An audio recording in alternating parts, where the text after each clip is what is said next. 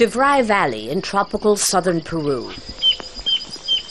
An immense expanse of green, dominated by one crop, the coca plant, the raw material of cocaine. When the sun's out, farmers spread out their leaves to dry. But it's often under the cover of darkness, even under the pouring rain, that the real money is made. First, by stomping on the coca leaves in a pit filled with water and sulfuric acid. I am removing the substance of the drug, see? We have to stir vigorously. I have all the materials ready, the gasoline, ammonia, the lime. The farmer who operates this coca paste lab insists we hide his identity, although the police rarely interferes. If there are no drugs in the rye, the police don't make enough to eat either. If there's coca, there's drugs and money. If there's no drugs, there's no money for us or for them. He says he sells his paste to Colombian, Ecuadorian and Mexican traffickers through intermediaries for $750 a kilo. The stench of rotten coca leaves mixed with chemicals is pretty difficult to describe. And this is, of course, just the first phase of a multi-billion-dollar industry that's attracting thousands of poor Peruvians from all over the country into this jungle.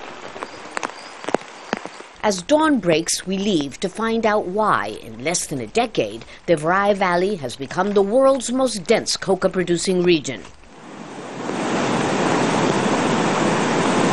Geographically, the valley is a drug trafficker's paradise, isolated and abandoned by the state.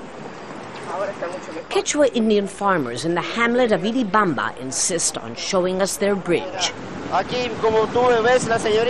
This is the only way we can get to the other side, and look, it's hanging by a thread.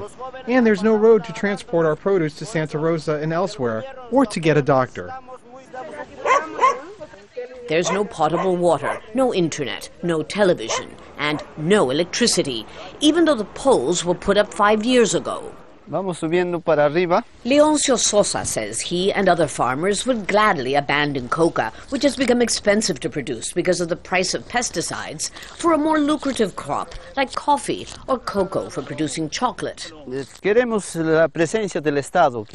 we need the presence and support of the state. We need technical assistance, credits, roads, otherwise it will be coca and only coca.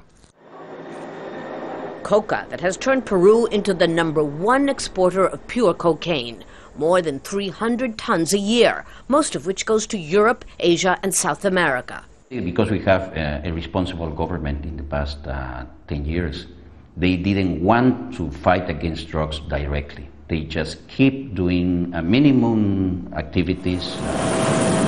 And while the United States invested billions to reduce drug production in neighboring Colombia, the ever-enterprising traffickers set their sights on Peru and the Valley. Changing course now will take more than time and money. Lucia Newman, Al Jazeera, in the Valley, Peru.